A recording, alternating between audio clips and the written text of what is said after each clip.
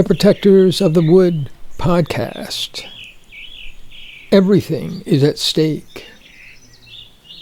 The destruction of our planet is becoming real life. This podcast tells the story of misfit teenagers struggling to band together to help our world through this crisis. Episode number 15. The Power of Dreamstone. Phoebe hears about Sophia. Peter's eyes met Phoebe's in a piercing glance, drawing all her attention.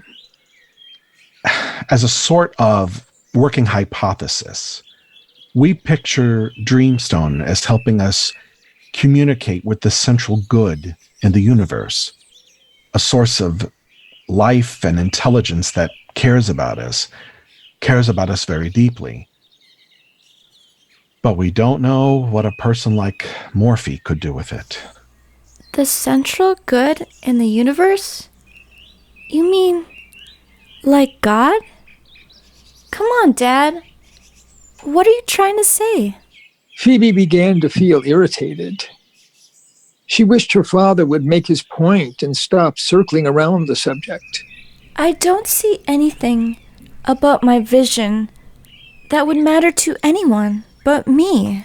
Listen, that stone you looked into years ago may have looked big to you, but it was smaller than a thick book. The Dreamstone crystal embedded in it was maybe the size of a child's fist. It was much too small to be considered a vision stone. But you had an experience rarely given to anyone. You must be very sensitive to Dreamstone. This talent, this ability you have, grows more and more needed as time goes on. Needed? But why? I didn't see any message or any warning in my vision. I'm probably not the right person for this discussion. You should try speaking to Tuck. He says the winged woman or the ancient woman are associated with Sophia or wisdom in the Bible. There are guides who lead people to a problem or struggle that they must deal with. He quotes from the book of Proverbs. Dad, I've never heard of Sophia or wisdom being in the Bible. Strangely enough, most people haven't. But I memorized one of Tuck's quotes. It goes like this. Wisdom is calling out. I appeal to you, mankind. I call to everyone on earth. Happy are those who listen to me, watching daily at my gates, waiting beside my doors, for those who find me find life. There was silence in the garden, protected as it was from traffic on Main Street. Phoebe could faintly hear the bees and watch them crawl into the wide-open yellow squash blossoms. She heard the rough cawing of a crow, and another crow answered. Well, I'm not convinced. And even if I agree with you, what am I supposed to do about it? That's a good place to start. The fact is, this dream or vision or whatever you want to call it came to you. The good fairy came to visit you, Phoebe Hood, and showed you something. Now, I might add that this was about the time when you began to work in the toy store. No one asked you to work. You wanted to. You just did it. And you, Phoebe Hood, somehow understood that toys, games, paint and paper, books, miniature figures, vehicles, blocks, you understood that these things come alive for children, and even for adults. You were maybe, 7 years old? Am I hitting the target? Phoebe's eyes were tearing up, and she was afraid that she would sob. All she really wanted to do was to make what she saw come alive for people.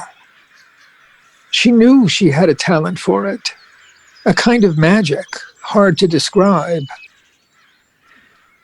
It becomes your responsibility to see what the vision means, why it came to you. Did the good fairy look at you or speak? Yes. Yes, she did. Did that glance communicate anything to you? Yes. I think it did. It was like she was saying, here's a wonderful thing I'm doing for you. And all these toys. Look at the miracle of things. And yourself. Coming alive. I was happy. I felt like my little world matters. Every small thing matters. Tears dripped down her face. And then the good fairy said, This world is my kingdom. Peter smiled.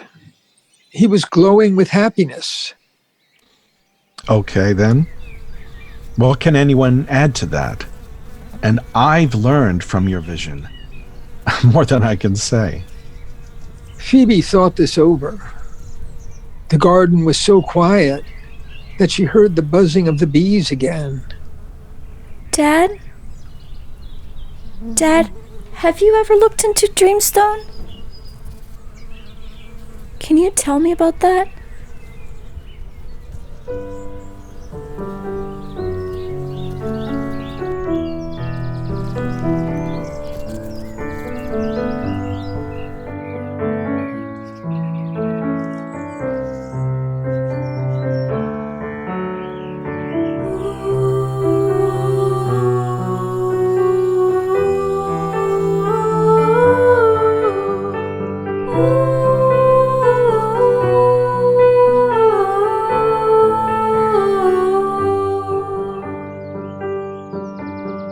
I wish you a rainbow all around your head, a safe place inside when you're dreaming in bed, a future beyond me where hope lights the way, a life to be living when I've gone away.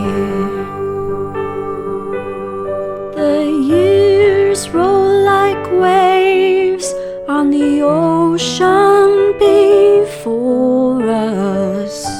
You're off in your boat with your sail in the air. My heart it goes with you like a hand on your forehead. More precious than gold is each strand of your hair. I'm asking the man in the sky to take care of you on that boat with your sail in the air.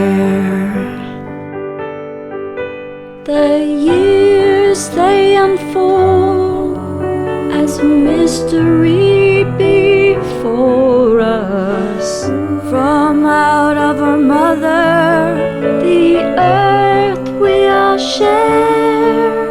May earth, wind and water go on forever. May we always go with them, our sails in the air. The man in the sky wants us to take care of our mother around us, the earth and the air.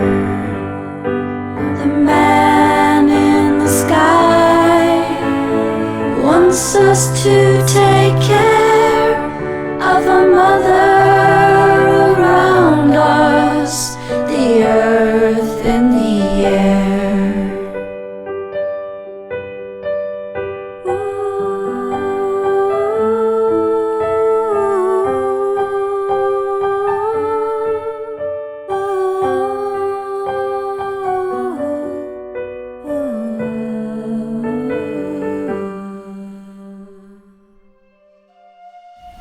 Thanks for listening to the Protectors of the Wood podcast. Find all our podcasts, songs, and projects on our website, protectorsofthewood.com. And to all the eco-warriors out there, remember that everyone can make a difference and every action counts.